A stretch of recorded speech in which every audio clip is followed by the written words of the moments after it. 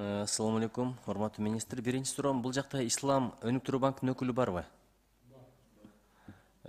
Жооп берип койсоңуз, бул жерде түшүнбөс болуп калышы мүмкүн да, Ислам өнүктүрүү банкы деп, ошол эле мезгилде бул банк процентке акча берип атат. Ислам өнүктүрүү банкы процентке акча береби? Билесиз, Ислам боюнча сүткөрлүк бул чоң күнөө, жол берилбей турган нерсе да.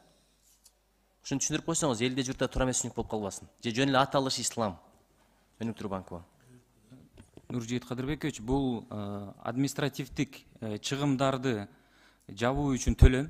Мындайча айтканда, банктардын чыгымдары, банковский услугалардын ошол 1,5% ашпайт деп жатабыз.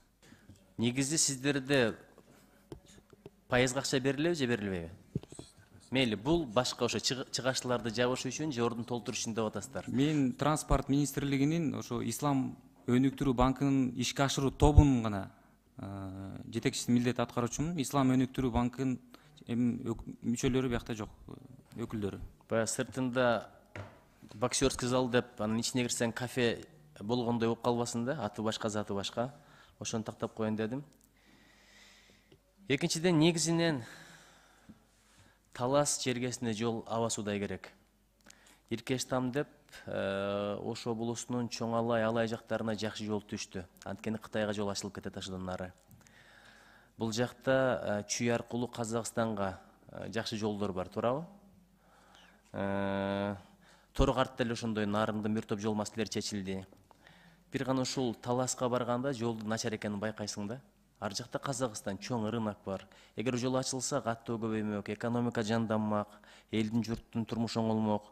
Ушул өңүттү мен колдойм. Негизи процентке, кредитке мамиле меники терс. Бирок эми жок болбосо эмне кыласыңар? Куруш керек да. Тегилер деле ошондой кредитке бүткөн да, туурабы? Ушу жол маселесине келгенде мейли, орусча айтканда исключение кылайын. Анан бул жерде азыр бюджеттин карап отурсаң, мындай болуп чыгып атат да. Күтүлбөгөн чыгымдар 11,7 миллион, дерлик 12 миллион. Бул эмне деген күтүлбөгөн чыгымдар? Бул жылда айтып бере аласызбы?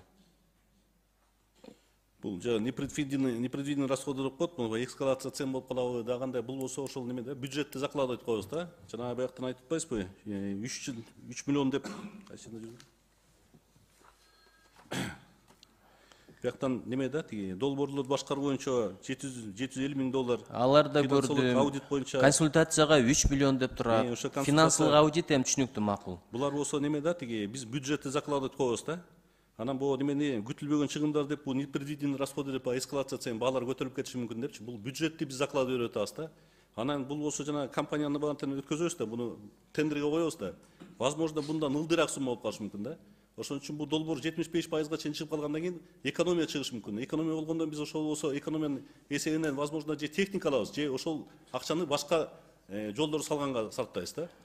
Ушуну бир түшүндүрмө кат жөнөтүп коюңуздарчы мага, себеби күтүлбөгөн чыгымдар 11,7 миллион. Элибиздин менталитетин билесиз. Анан биздеги эми дүйнөдөгү эң таза деле өлкө эмеспиз, коррупция бар өлкө да. 11,7 миллион деп туруп анан кийин бир чөнтүктөргө кирип кетпесин, кулкундарга кирип кетпесин деген коркунуч дайыма бар. Ошого эртең бир күнү шайлоочулар эмнеге добуш бердиң эле дегенде мага мындай кат келген, көрсө мындай экен деп айткандай болоюн. Макулбу? Макул. Анан консультация, кызмат көрсөтүүлөр деп эле келе берет. Бул жерде 3 миллион экен. Аны да түшүндүрүп койсоңуз, мен азыр бул жердин убактыңызды албайм. Анан өткөндө мына балыкчы Барскон жолу боюнча антимонополиянын эсеби боюнча жок дегенде 1 миллион 100 миң керек экен жол курганга. Бирок тигилерге $800 миң жетпеген акча бөлүп атыптыр. А бул жерде карап көрдүк, 960 миңден түшүп атыптыр да. Бул бүтүрө аласыздарбы? Же бул жанагындай эптеме жол болуп калабы? Жана балыкчы Барскон Каракол жолу деп ошо башынан келатканда коммерческий предложение 798 миң деп келишип алыптыр да башынан түзүлгөндөчү. Ошол себептен ошол кишини кармалып атат да, тиякта немесичи.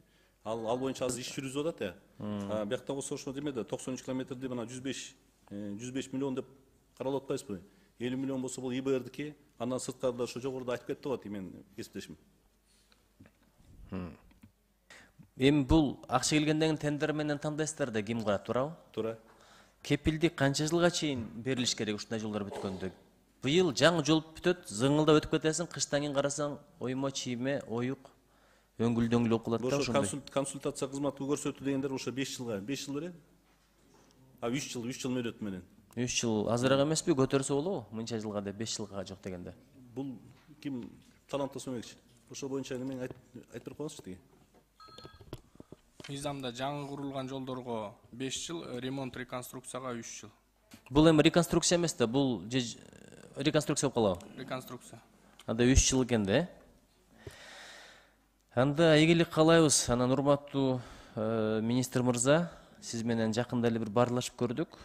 Мындай дары эметиңиз, профессионалдуулугуңуз чын айтканда купулмат болгондой эле болуп атат, бирок сиздин дооруңуздагы курулган жолдорду ушул желбеген, акчалар түз кеткен, туура кеткен деген сөздүккө калтырыңызчы бизди.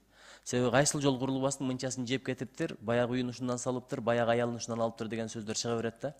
Сиз ушул жагын жакшылап көзөмөлдөңүз. Бул жакта сиз бизден да жакшы билесиз өзүңүз тармакты. Колуңуздагы нерсе. Бизден эмне жардам керек болсо айтыңыз. Коомдук байкоочу бир структура керекпи? Алар да түзөлү. Иши кылып акча желбегендей болсун. Анткени азыр акчаны алабыз, бирок кийинки муну төлөйт деген ниет менен көпчүлүгүндө жоопкерчилик жок болуп атат да. Рахмат. Рахмат. Чоң рахмат сизге.